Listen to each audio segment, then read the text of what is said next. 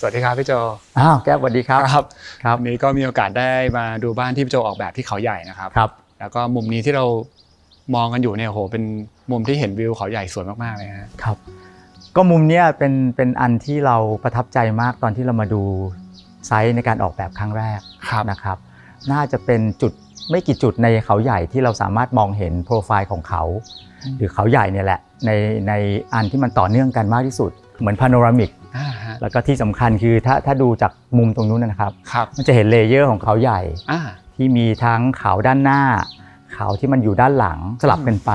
นะครับมันก็จะเห็นองศาหรือมันจะเห็นเงาที่ไม่เหมือนกันก็ประทับใจตอนที่มาดูครั้งแรกก็เนี่ยฮะไอตัวโปรไฟล์ของตัวเขาใหญ่เนี่ยแหละครับครับโอเคฮะเดี๋ยวเราไปหาที่นั่งคุยกันนะครับครับเชิญเลยครับ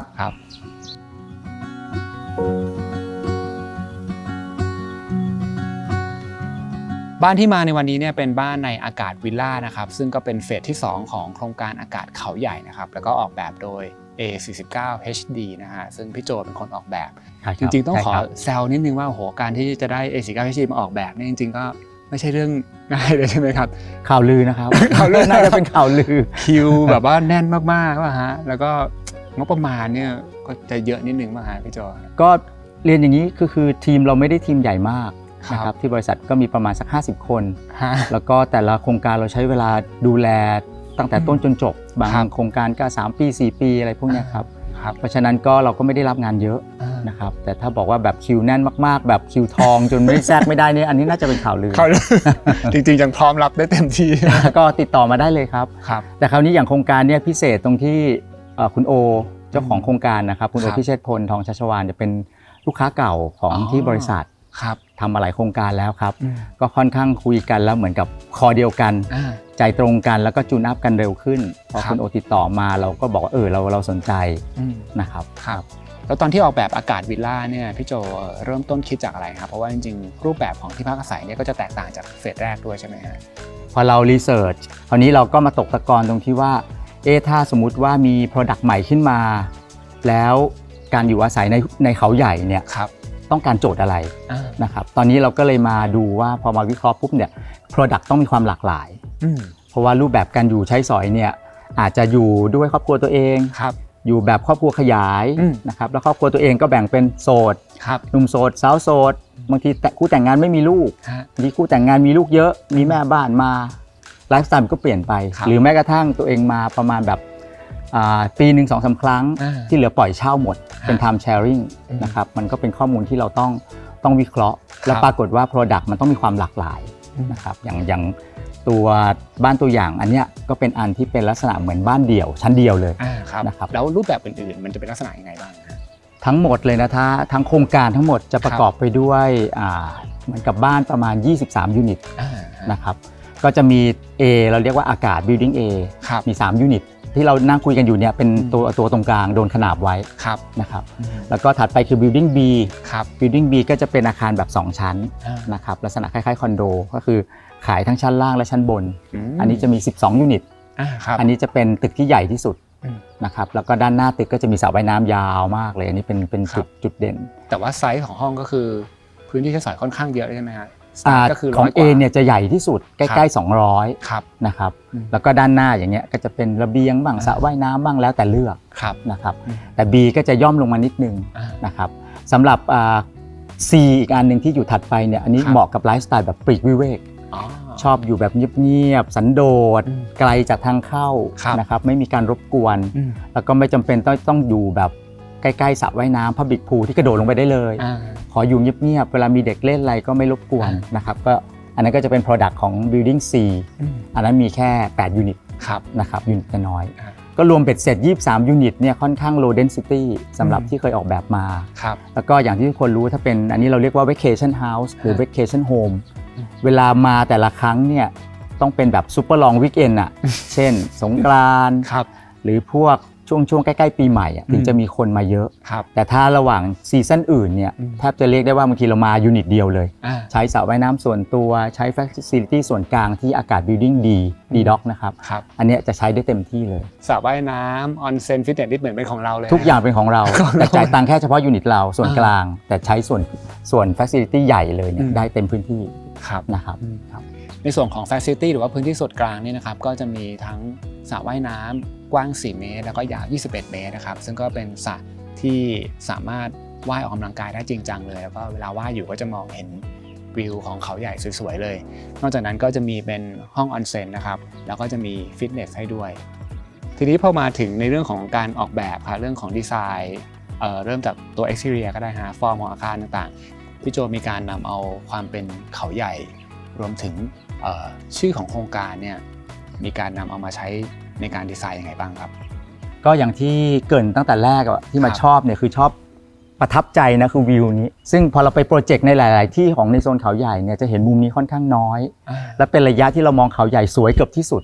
เพราะว่ามันมีระยะมองบางทีอาจจะไปชิดเกินไปใช่ไหมใช่ใกล้เกินไปใกล้ๆใช่ครับหรือบางทีไปเจอเขาใหญ่ที่มันไม่มี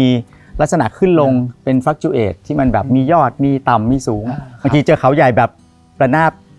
แบบสม่ำเสมออย่างเงี้ยนะครับก็เป็นอีกวิวหนึ่งที่เราก็จะไม่ได้ฟีลลิ่งไม่ได้สปิริตของเขาใหญ่ 100%นะครับคราวนี้พอเราประทับใจเนี่ยสังเกตดูว่าซ้ายขวาเนี่ยมันขึ้นลงนะครับมันก็มาบรรจบกันเราก็เลยเอาเจ้าตัวนี้เนี่ยมาเป็นลักษณะเด่นหรือมาเป็นคีย์วิชวลสำหรับโครงการนะครับเราก็เลยเอาตัวนี้มาเป็นรูฟฟอร์มหรือฟอร์มหลังคานะครับที่มันมีลักษณะขึ้นลงอันนี้คือคีย์วิชวลอันแรกนะครับอันที่2ก็คือว่าชื่อเขาแบบเด่นเป็นสง่าเด่นชัดมากก็คือคำว่าอากาศนะครับคำว่าอากาศนี่คืออากาศบริสุทธิ์อากาศที่แบบสำหรับสูดได้เต็มปอดนะครับพอมาที่นี่เพราะฉะนั้นเราก็หยิบคีย์เวิร์ดคำว่าอากาศเนี่ยแหละก็เหมือนการไหลเวียนของลมซึ่งต้องเป็นลมที่มีลักษณะความเร็วลมแบบอยู่ในสภาวะเหมือนคอมฟอร์ตโซนนะครับเพราะฉะนั้นไม่ต้องสบายแค่เงี้ยลมอย่างเงี้ย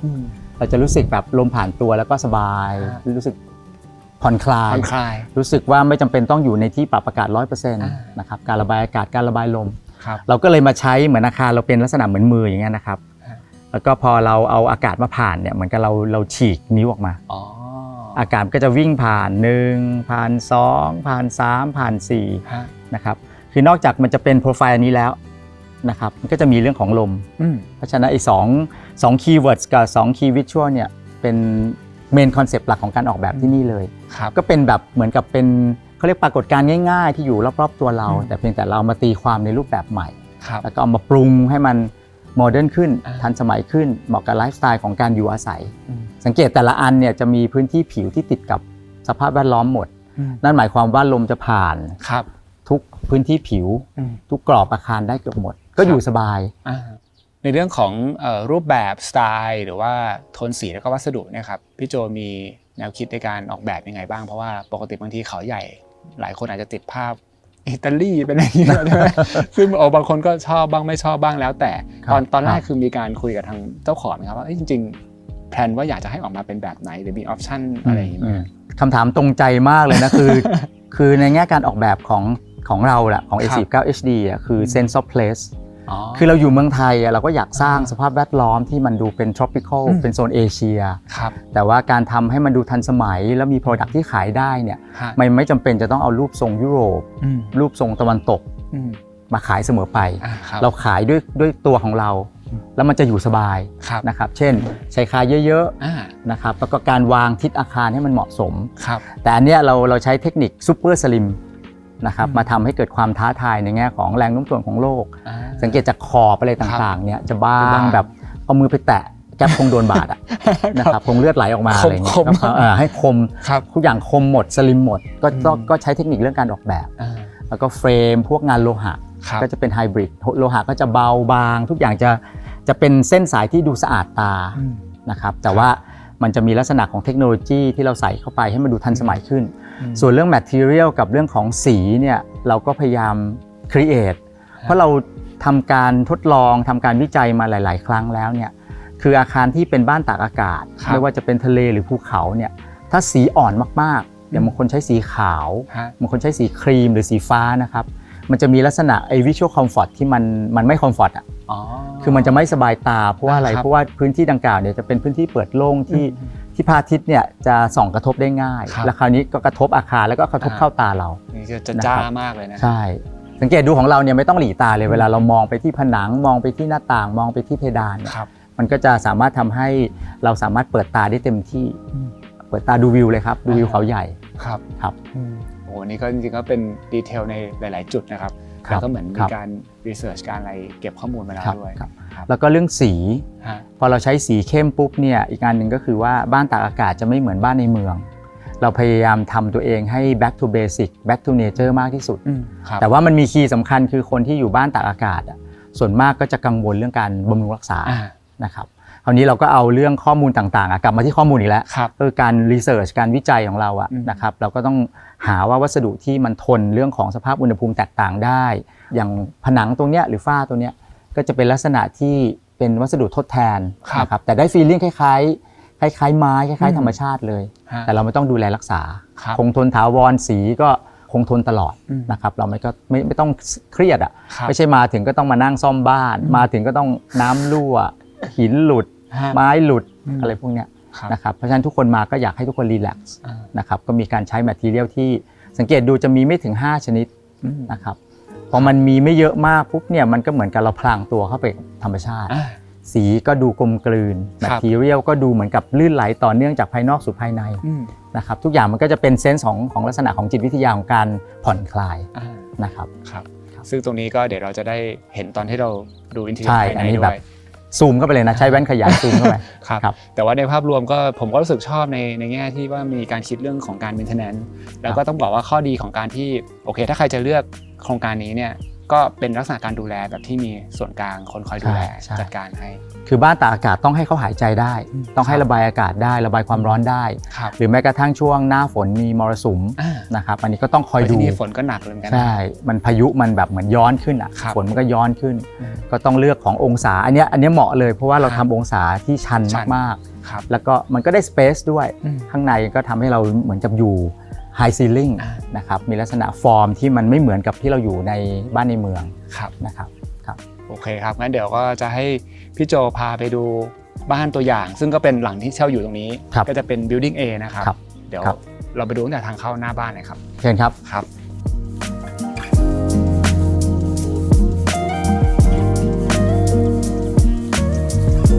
ตอนนี้เราก็มาอยู่ทางฝั่งด้านหน้าบ้านแล้วนะครับเดี๋ยวให้พี่โจเล่าถึงการดีไซน์บริเวณ entrance ทางเข้าด้านหน้าครับส่วนของที่จอดแล้วก็ทางเข้าบ้านนะครับก็ถ้าดูจากทางด้านขวามือผมเนี่ยนี่คือทางเข้าบ้านจริงๆแล้วก็ประตูเนี่ยคืออยู่ทางด้านปลายนะครับแต่ระเบียงเนี่ยจะเป็นระเบียงที่เราสามารถมองเห็นคือไม่รู้เราเรียกอันไหนหน้าไหนหลังจริงๆมันคือหน้าทั้งคู่เขาเรียกว่าหน้าถนนกับหน้าวิวภูเขานะครับถ้าเราพูดถึงหน้าถนนก่อนนะครับก็คือทางด้านซ้ายมือเนี่ยขับรถเข้าโครงการมาก็จะมีป้อมยามอันนี้ก็ High Security นะครับแล้วก็ตรงนั้นด้านซ้ายมือเนี่ยก็จะเป็นที่จอดรถด้านหน้านี่ก็จะเป็นที่จอดรถทั้งหมดนะครับคือไม่ใช่เอารถเข้ามาจอดในยูนิตเพราะเป็นการบริหารแบบคอนโดนะครับก็จะมีที่จอดรถเพียงพอสำหรับทุกท่านอันนี้คำนวณเรียบร้อยนะครับก็ยังมีเหลือเผื่อเกสด้วยก็คือเกิน 100% ใช่ครับแล้วก็สังเกตดูเรื่องของการออกแบบที่เราคอนเซิร์นเรื่องอากาศที่การรับลมที่ดีได้รับอากาศบริสุทธิ์ได้รับโอโซนที่ดีนะครับก็จะมีระเบียงก็จะมีชายคาเยอะๆสังเกตดูนี่คือชายคายืนนี่ถ้าวานี่แบบมากกว่าวานะครับแล้วก็ทุกห้องก็จะมีระเบียงที่ค่อนข้างจะเหมาะสมออกมาใช้พื้นที่ได้และในขณะเดียวกันก็ทำหน้าที่เป็นการแดดกันฝนให้กับทุกยูนิตนะครับแล้วก็เรื่องลมก็จะผ่านตั้งแต่หน้าถึงหลังเลยนะครับทิศตะวันตกก็จะอยู่ทางด้านเขานะครับเพราะฉะนั้นเรื่องของลมก็จะ cross ผ่านมานะครับทางไอ้ตะวันตกเฉียงใต้นะครับแล้วก็อย่างไอตัวทางเดินตรงนี้ที่เป็นลักษณะเหมือนเป็นโถงยาวๆไปนะครับเราจะเห็นว่าวิธีการดีไซน์จริงๆตรงนี้นอกจากมันเป็นช่องลมแล้วส่วนหนึ่งก็คืออาจจะช่วยในเรื่องของความเป็นส่วนตัวเพิ่มมากขึ้นด้วยไหมฮะใช่คือถ้าเราดูภาพทางด้านขวามือเนี่ยนี่คือทางเดินที่เป็นทางเข้าบ้าน2ยูนิตติดกันคือถ้าเป็นเจ้าของบ้านบางท่านอยากจะซื้อ2อันเลยเป็นฝาแฝดเลยนะครับเราก็ไม่จำเป็นจะต้องใช้กำแพงหรืออะไรมากั้นซึ่งการกั้นเนี่ยกั้นตอนนี้เราใช้เป็นรั้วต้นไม้นะครับมันมีแสงลงต้นไม้ก็จะเป็นพวกต้นไทรต้นข่อยเนี่ยยาวตลอดแนวก็คือแยกได้แต่ถ้าบางท่านที่จะซื้อรวมกันอันนี้ก็ไม่จำเป็นต้องมีตัวกลางก็สามารถรวมยูนิตกันได้เลยก็จะเป็นโถงแล้วก็แจกซ้ายแจกขวานะครับ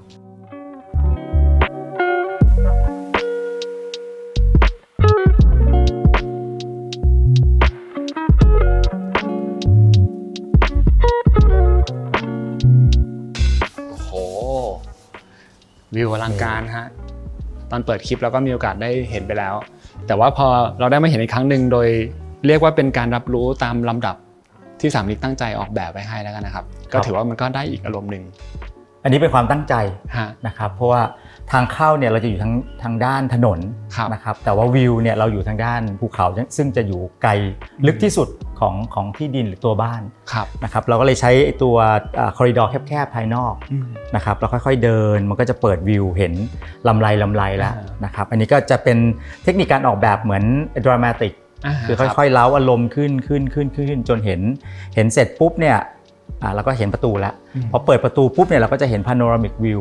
นะครับอันนี้ก็คือแบบเห็นวิวที่ดีที่สุดของเขาใหญ่แล้วนะครับก็เราจะเรียกว่าแบบเหมือนกับเป็นว้าวสเปซหรือเป็นว้าวแบบเอ็นพอยต์นะครับซึ่งอันนี้ก็มันก็เหมาะสำหรับที่เราเข้ามาแล้วจะเจอส่วนนั่งเล่นนะครับแล้วก็ส่วนเตรียมอาหารทานอาหารนะครับซึ่งอันนี้ก็จะเป็นพื้นที่ที่เปิดโล่งแล้วก็สังเกตดูว่าทุกจุดอยู่ในสเปซดังกล่าวนี่เห็นวิวเขาใหญ่หมดนะครับซึ่งมุมนี้ก็เป็นฟังก์ชันที่ถือว่าเวลาเรามาก็จะใช้เวลาอยู่กับตรงนี้นานที่สุดไฮไลท์เลยแล้วก็สามารถจะเปิดประตูบานเลื่อนนะครับเชื่อมต่อสเปซไปข้างนอกได้ซึ่งก็เป็นมุมที่เราคุยกันตอนแรกใช่ครับที่เกริ่นไว้ว่ามันเป็นเทคนิค seamless ก็คือเราไม่รู้ตกลงเราอยู่ข้างในหรือเราอยู่ข้างนอกนะครับแมททีเรียลที่ใช้แล้วก็เรื่องของเทคนิคการเปิดบานที่เป็นทับกันเนี่ยนะครับรวมถึงความสูงสังเกตดูฝ้าภายนอกก็จะวิ่งเข้ามาภายในนะครับจนบางทีเรานั่งในบ้านหรือเรานั่งนอกบ้านเนี่ยนะครับมันก็ในแง่จิตวิทยาเนี่ยเราก็จะมีความรู้สึกว่าบ้านมันใหญ่ทั้งในแง่แกนนอนทั้งในแง่แกนตั้งนะครับแล้วก็ฝ้าตัวนี้สูง5 เมตรกว่า5 เมตรปลายเลยก็ได้เกือบ6ก็สบายเลยเวลาเรานั่งก็สามารถจะเซฟสเปซความโปร่งความโล่งนะครับแล้วก็ที่สำคัญก็คือเห็นมุมเขาใหญ่เห็นท้องฟ้าตั้งแต่แกนทางตั้งเนี่ยนะครับได้อย่างเต็มที่นะครับตรงนี้เราก็เปิดเต็มที่เลยนะครับให้พี่โจลงดีเทลถึงเรื่องวัสดุนิดนึงที่บอกว่ามันมีความซิมเลสจริงๆก็จะเห็นว่ามันใกล้เคียงกันนะทั้งพื้นผนังฝ้าเลยนะใช่ก็มีเรื่องสีอย่างที่บอกว่าเราใช้ตัว Dark Color Palette นะครับเป็นเหมือนกับเขาเรียกว่าถาดสีเข้มเพื่อไม่ให้มันแกลสายตานะครับคราวนี้เราก็เอามาเล่าต่อว่าไอ้ตัวสีเข้มที่ผ่านการคัดเลือกเนี่ยเราจะเลือกเป็น Earth Tone ที่เป็นสีเข้มนะครับก็เป็นสีไม้เข้มก็เป็นสีน้ำตาลนะครับแล้วก็เป็นพวกหินเข้มก็มาแทนค่าด้วยกระเบื้องก็จะเป็นสีเทานะครับแล้วก็เราก็มาเปลี่ยน texture เอาถ้าเป็นภายนอกอย่างเงี้ยก็เป็น texture ที่ขรุขระหน่อยก็รับประกันว่าไม่ลื่นนะครับแล้วพอเข้ามาข้างในปุ๊บเนี่ยเราก็ใช้เป็นผิวด้านนะครับจะส่วนมากจะไม่เลือกผิวมันเพราะว่าเวลามันเป็นรอยเป็นอะไรต่างๆมันจะเห็นง่ายก็กลับไปที่เรื่องของการมาพักผ่อนแล้วต้องไม่หงุดหงิดไม่ต้องดูแลไม่ต้องเดินไปก็เห็นรอยเดินไปก็ต้องน้ำรั่วเดินไปก็ต้องแบบไม่สะอาดอะไรนะครับคราวนี้พอเรื่องของไม้เนี่ยถ้าด้านนอกเนี่ยเราจะใช้เป็นไม้สังเคราะห์ถัดเข้ามาข้างในปุ๊บเนี่ยเราจะใช้เป็นลามิเนตนะครับก็คือดูเพลินๆเนี่ยคล้ายไม้จริง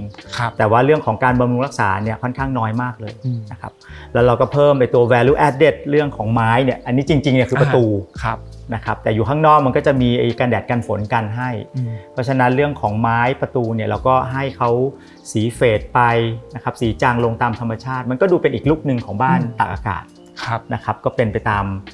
ระยะเวลาของธรรมชาตินะครับแล้วก็ใช้วัสดุสังเกตดูเนี่ยนับได้ประมาณไม่เกิน5ชนิดนะครับก็เป็นพื้นสีเทาผนังสีน้ำตาลเข้มแล้วก็วิ่งขึ้นไปบนฝ้าเลยนะครับแล้วก็ spacing ที่เราใช้เนี่ยจะเป็นระยะห่างที่เป็นระยะห่างเดียวกับไม้สังเคราะห์นะครับสังเกตดูผนังตัวเนี้ยระยะไม้ตั้งระยะห่างความกว้างของไม้กับตัวลามิเนตแล้วก็กรูฟล่องให้คล้ายกันนะครับนี่คือส่วนห้องนั่งเล่น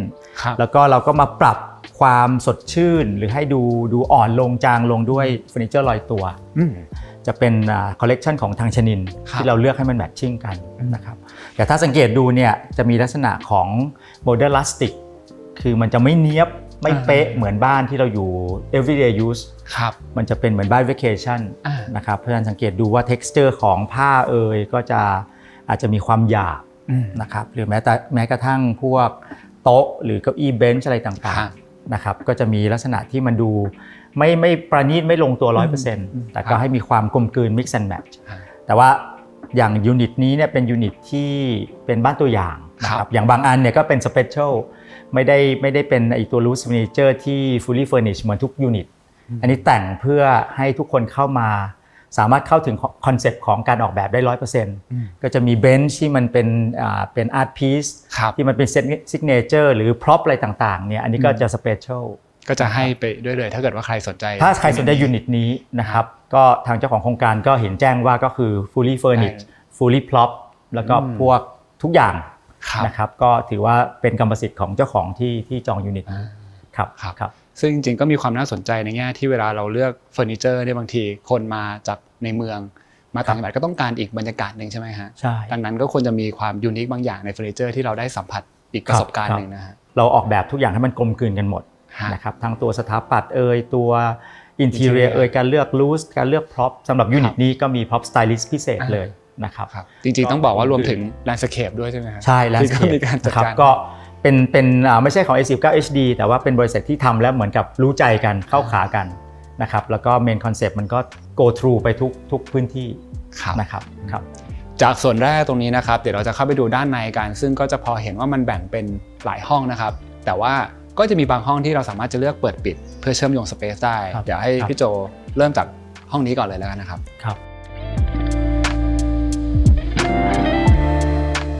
ถ้าเกิดให้พี่โจเล่านิดนึงว่าพื้นที่ส่วนด้านหลังเนี่ยครับมันจะมีทั้งหมดกี่ห้องนอนกี่ห้องน้ำครับแล้วก็มีการจัดวางตำแหน่งยังไงบ้างโอเคถ้าย้อนนิดนึงอันนี้นะครับก็คือส่วนนั่งเล่นส่วนเตรียมอาหารกับทานอาหาร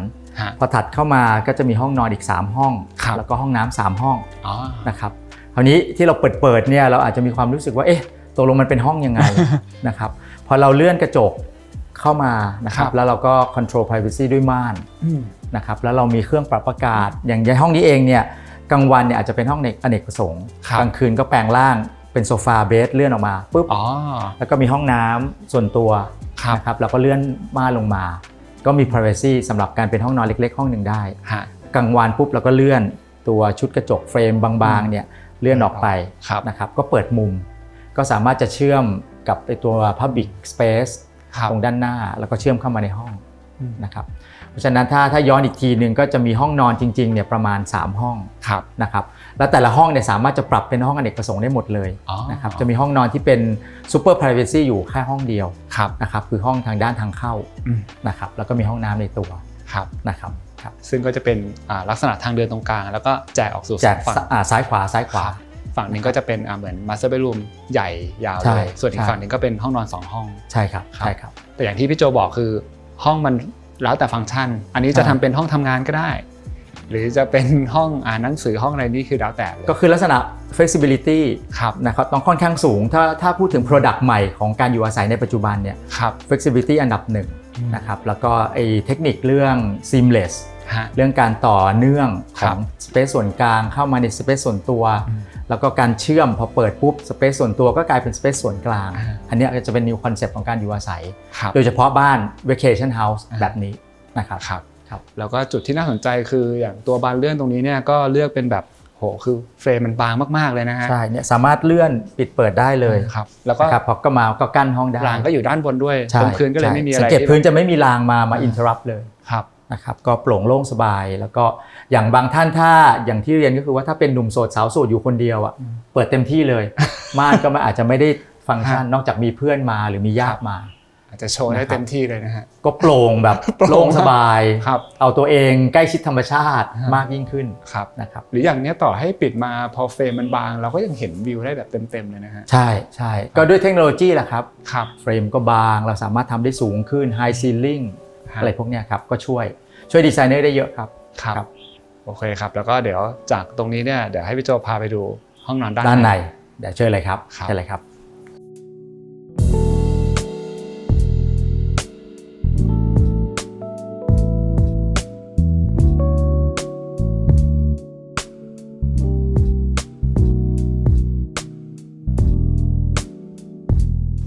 ตอนนี้เราก็เข้ามาอันนี้จะเป็นเบดรูมที่2อันนี้จะเป็นห้องที่เราเรียกว่า super privacy อย่างบางทีเนี่ยทั้งผู้สูงอายุที่เป็น family เราเนี่ยอาจจะไม่ชินกับเรื่องการใช้กระจกแล้วมาชนมุมมันจะได้ยินเสียงไหมจะโป๊ไหมจะปลอดภัยไหมก็เตรียมห้องอย่างนี้ไว้สักห้องหนึ่งนะครับบางท่านก็อาจจะเป็นห้องเด็กที่ ที่ไม่วิ่งชนกระจกมั่งพี่เลี้ยงคอนโทรลอยู่ในพื้นที่ในตอนกลางคืนบ้างนะครับหรือห้องผู้สูงอายุแต่ว่าฟังก์ชันการใช้สอยเนี่ยก็ครบถ้วนสมบูรณ์แบบเพราะว่ามีประตูเข้าห้องน้ำซึ่งเป็นห้องน้ำแชร์ครับอันนี้คือเป็นห้องน้ำที่อยู่สุดปลายสุดทางเดินใช่ไหมฮะใช่ก็คือคนข้างนอกก็สามารถจะเปิดประตูเข้ามาได้คนข้างในห้องก็สามารถเข้าห้องน้ำได้โดยที่ไม่ต้องออกไปข้างนอกนะครับสำหรับคนที่กังวลเรื่อง security กับ privacy 100%นะครับแล้วก็เรื่องของวัสดุทบทวนกันอีกทีนึงจะสังเกตดูว่ามันมีไม่เกิน5ชนิดนะครับก็จะมีตัวไม้ลามิเนตนะครับอันนี้ก็จะซ่อนทั้งหมดไว้ในนี้หมดเลยเนียนเลยนะไปหมดตู้เสื้อผ้านี่ก็เหมือนกันนะฮะนะครับใช่ตู้เสื้อผ้าตู้เก็บของประตูก็ใช้เป็นแมททีเรียลเดียวกันก็คือลามิเนตลายที่เราเลือกนะครับเป็นสีน้ำตาลเข้มแล้วก็จะมีกระเบื้องนะครับลายหินอันนี้ก็เป็นส่วนหนึ่งของลักษณะของ low maintenance อันนี้เห็นเราได้ feeling เราเดินเข้ามาแล้วนะใช่นะครับก็จะเป็นผนังที่อยู่ส่วนกลางทั้งหมดแล้วก็เป็นผนังที่ค่อนข้างจะห่วงเรื่องของความชื้นนะครับผนังห้องน้ำต่างๆเราก็จะใช้แมททีเรียลตัวนี้นะครับเพราะฉะนั้นถ้าดูไปดูมาเนี่ยก็จะมีแมททีเรียลตัวที่เป็นกระเบื้องลายหินมีตัวลามิเนตนะครับแล้วก็ตัวฝ้าก็เป็นลามิเนตนะครับก็มี 2-3 ชนิดเองห้องนี้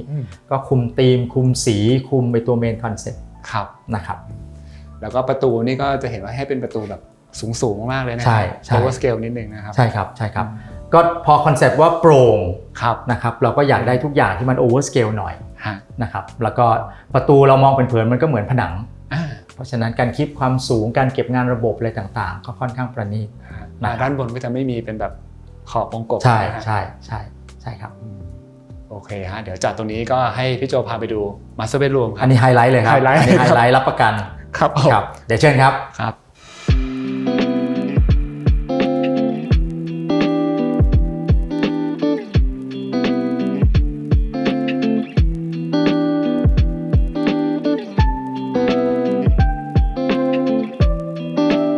ตอนนี้เราก็ย้อนกลับมาที่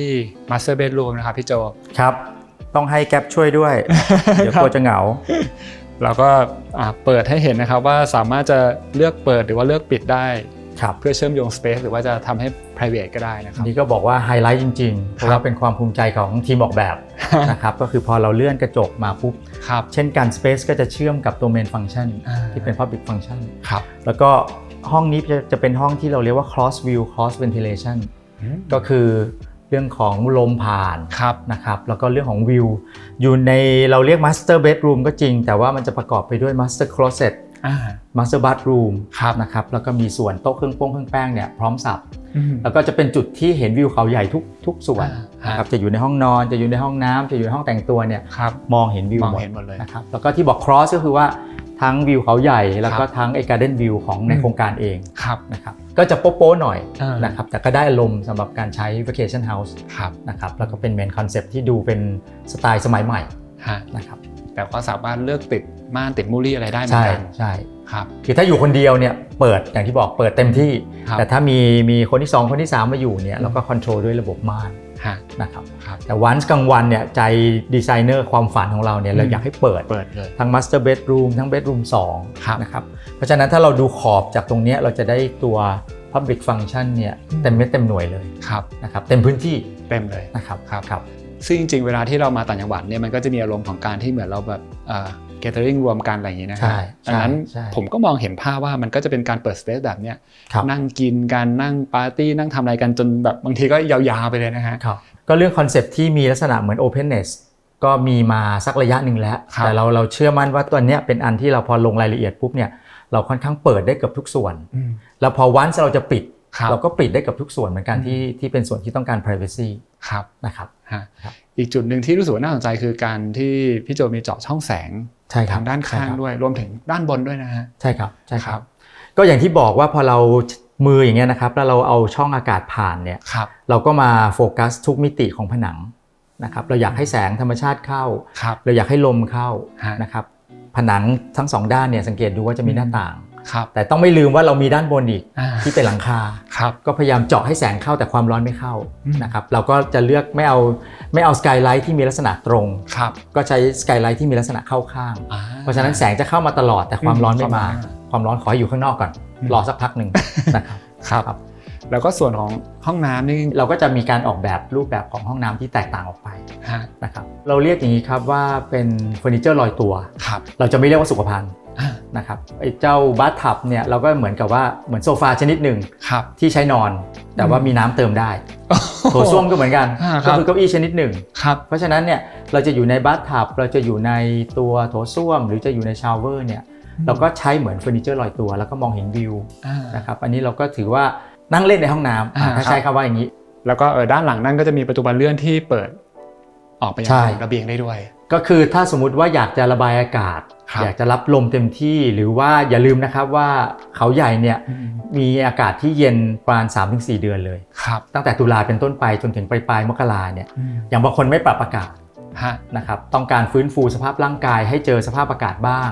ไม่ใช่อยู่ในห้องแอร์ 100% นะครับเพราะเขาจะเปิดกระจกหน้าหลังเลยเพราะฉะนั้นอากาศที่บริสุทธิ์โอโซนก็เข้ามาในพื้นที่เต็มพื้นที่ก็หนี PM 2.5 จากในเมืองมาแล้วก็เจออากาศบริสุทธิ์พอเจอปุ๊บเนี่ยไอตัวอาร์คิเทคเจอร์มันก็เอื้ออำนวยให้เราเปิดหน้าต่างด้านหน้าเปิดหน้าต่างด้านหลังลมอ่อนๆก็จะผ่านไปทุกส่วนนะครับแล้วก็ให้ความรู้สึกรีแลกซ์ให้ความรู้สึกสะอาดแล้วก็โปร่งโล่งสบายนะครับซึ่งจริงๆตรงนี้ก็ถือว่าเป็นจุดสำคัญเลยเพราะว่าหลายๆคนเองก็ต้องการที่จะเชื่อมโยงระหว่าง indoor outdoor ใช่ใกล้ชิดธรรมชาติใกล้ชิดธรรมชาติได้ใช่ครับใช่ครับ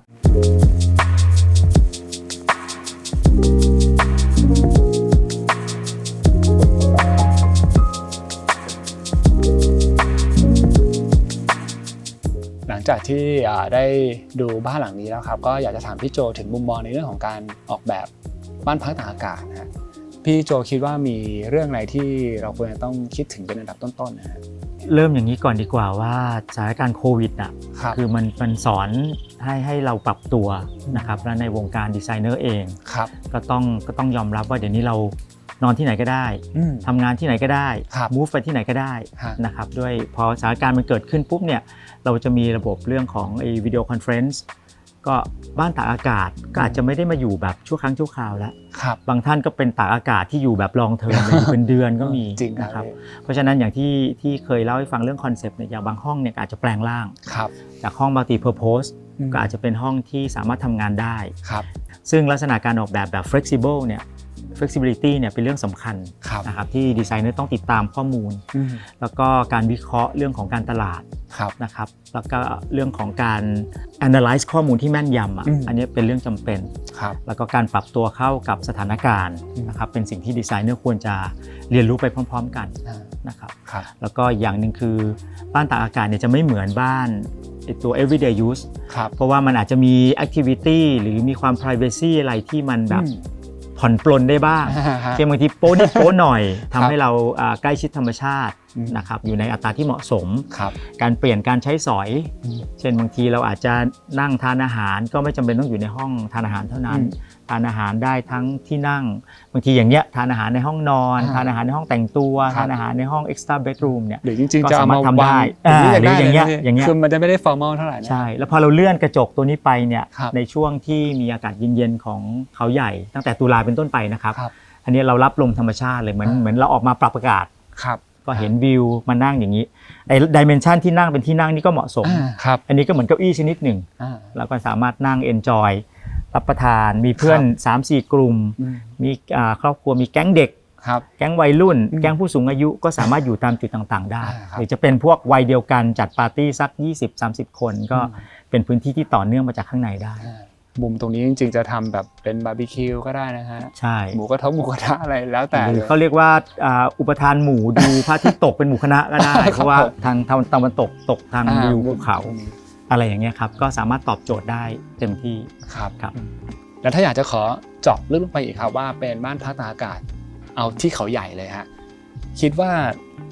วิวทิวทัศน์ที่มันเป็นภูเขามันก็มีความแตกต่างจากทะเลหรือเป็นป่าอย่างนี้ใช่ไหมครับการสร้างบ้านที่มีวิวทิวทัศน์ที่เป็นภูเขาล้อมรอบเนี่ยควรจะคำนึงถึงอะไรคือถ้ามองในแง่มุมมองของพวกแบบเนี่ย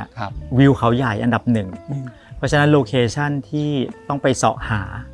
นะครับสมมุติว่าโอเคเราเป็นผู้ประกอบการเป็น developer เนี่ยโลเคชันสำคัญที่สุดของเขาใหญ่นะครับอันที่2ถ้าเราเป็นผู้บริโภคก็เราจะต้องดู สมมุติเราอยากจะอยู่เป็น vacation แล้วเราซีเรียสเรื่องวิวก็อย่างนี้ฮะเราต้องไปดูว่าวิวเราจะมองเห็นอะไรเป็นวิวที่เราถูกใจไหมแล้วก็ห้องสำคัญที่เราใช้ชีวิตอยู่main space เนี่ยสามารถจะ direct view mountain view ต่างๆเนี่ยได้ตามวัตถุประสงค์หรือเปล่า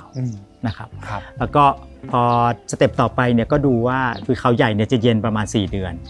เพราะฉะนั้นเรื่องการออกแบบการเจาะช่องเปิดอย่างนี้คือ true ventilation ก็คือสามารถจะรับอากาศเย็น4 เดือนได้ทั้งหน้าและหลังของโครงการ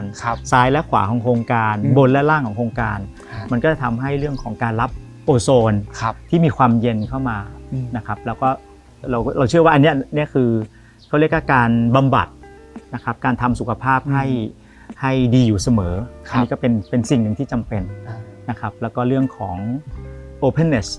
เปิดทุกอย่างเปิดทั้งการรับอากาศที่ดีเปิดทั้งการรับวิวที่ดีหรือแม้แต่เปิดรับไอตัว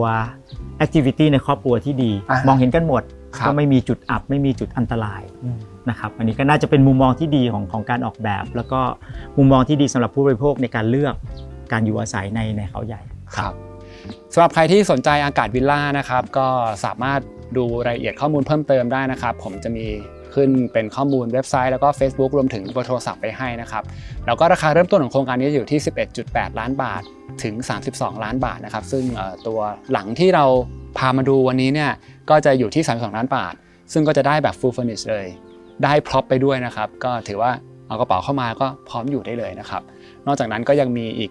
หลายรูปแบบห้องพักที่คุณสามารถมาเลือกดูได้แล้วก็ facility นี่ก็จัดเต็มเลยในส่วนของโลเคชันนี่ก็จะอยู่บริเวณกุดคร้านะครับถ้าเกิดเราวิ่งมาทางมิตรภาพนะแล้วก็จะเห็นตัว Dairy Home นะก็วิ่งตรงเข้ามาอีกประมาณสัก20 นาทีฮะก็ถือว่าถ้าวัดระยะทางจากกรุงเทพเลยเนี่ยก็จะอยู่ที่ประมาณสัก150 กิโลเมตรใช้เวลาประมาณสัก2 ชั่วโมงเท่านั้นนะครับก็ถือว่าเป็นโลเคชันที่สามารถจะแบบเลือกมาพักผ่อนได้ง่ายๆขับจากกรุงเทพมาไม่นานแล้วก็ต้องบอกว่าจุดนี้โลเคชันตรงนี้เนี่ยผมถือว่ามีความเงียบสงบนะครับก็จะไม่ได้พลุกพล่านจอแจงเหมือนเส้นธนรัตน์แล้วก็ถือว่าเป็นตำแหน่งที่อุณหภูมิแล้วก็อากาศเนี่ยเย็นสบายบริสุทธิ์มากๆเลยนะครับก็ใครที่สนใจก็อาจจะมาลองชมบ้านตัวอย่างก่อนได้นะครับวันนี้ก็ต้องขอบคุณพี่โจมากๆเลยนะฮะด้วยความยินดีครับที่พามาเยี่ยมชมหลังนี้แล้วก็หวังว่ามีโอกาสจะได้ไปดูผลงานอื่นๆของพี่โจอีกนะครับสบายมากครับเราเจอกันครับแกขอบคุณครับสวัสดีครับ